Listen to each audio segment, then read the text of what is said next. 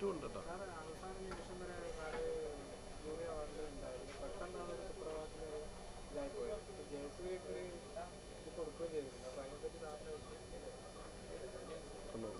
അവസാനം വരെ ഉണ്ടായിരുന്നത് തന്നെ വലിയ ഭാഗ്യമല്ലേ. എന്നെപ്പോലൊരാൾ പടത്തിൻ്റെ തുടക്കത്തിലൊക്കെ തന്നെ ഈ വർഷം മമ്മൂക്ക പൃഥ്വിരാജിൻ്റെയൊക്കെ എത്ര പടങ്ങളാണ്, കിടിലൻ പടങ്ങളല്ലേ. അപ്പോൾ അതിൻ്റെയൊക്കെ ഇടയിൽ നമ്മൾ വരുമെന്ന് തന്നെ പ്രതീക്ഷയില്ല. പിന്നെ പേര് നമ്മുടെയൊക്കെ പേര് കൂടെ ആ മൺറോത്തുരുത്തും അമീബ പോലുള്ള പടങ്ങൾ ആ കൂട്ടത്തിൽ ഉണ്ടെന്ന് പറയുമ്പോൾ തന്നെ വലിയ സന്തോഷം. അവാർഡ് കിട്ടിയതുപോലെയായി. പിന്നെ ഏറ്റവും നല്ലതിനല്ലേ കൊടുക്കാവുള്ളൂ. ജൂറി നമ്മളെപ്പോലെ തന്നെ മനുഷ്യരല്ലേ. അവർ 6-7 പേര് വളരെ പരിചയസമ്പന്നരാണ്. സിനിമയായിട്ട് വളരെ നല്ല സിനിമകൾ ചെയ്യുകയും ഒക്കെ ചെയ്തിട്ടുള്ള വലിയ ആൾക്കാരാണ്. അപ്പോൾ അവർക്ക് ലാസ്റ്റ് ഏറ്റവും നല്ലതൊന്ന് തിരഞ്ഞെടുക്കേണ്ടി വരുമ്പം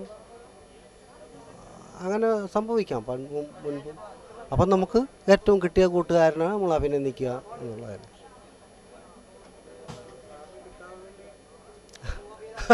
എങ്ങനെ എല്ലാവർക്കും കൊടുക്കാൻ പറ്റുമോ? വിഷമമൊന്നുമില്ല, അങ്ങനെ വിഷമമൊന്നുമില്ല.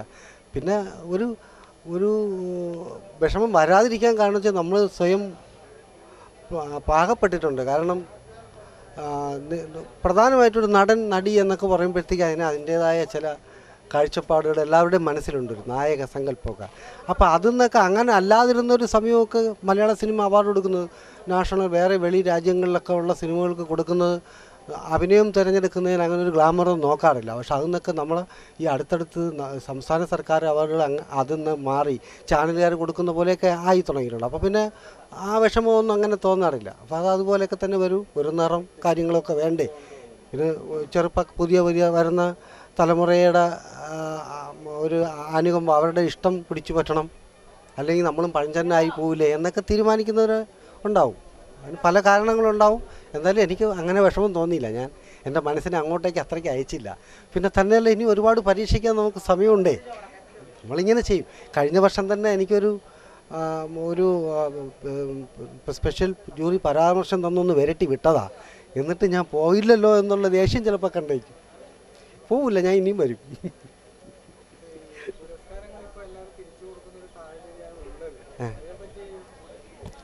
അത് നന്നല്ല വെച്ചാൽ കിട്ടുമ്പോൾ ഉള്ള സന്തോഷം പോലെ അപ്പോഴെപ്പോഴും ചേരുന്നൊരു ജൂറിയെ ആ സമയത്ത് തിരഞ്ഞെടുക്കുന്ന അവാർഡ് അത്ര വളരെ ഒരുപാട് അഭിനന്ദിക്കുകയും സ്വന്തം അഭിമാനം തോന്നുകയൊക്കെ വാങ്ങിച്ച് വെച്ചിട്ട് പിന്നീട് എന്തെങ്കിലും ഒരു വാക്ക് മാറുമ്പോഴത്തേക്ക് അതിനെ തിരിച്ചു കൊടുക്കാനുള്ളതല്ലല്ലോ.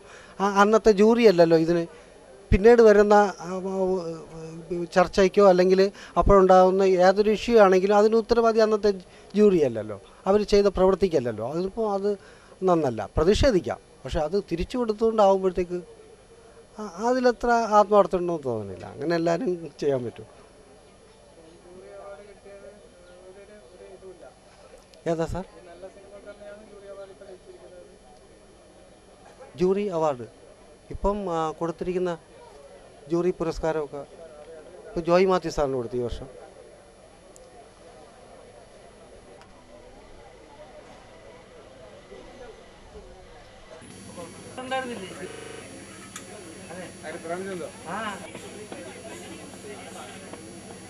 എല്ലാം കിടിലൻ ടീമുകളാ. മോഹൻ സാറ് പ്രൈമറി ഏരിയ അതുപോലത്തെ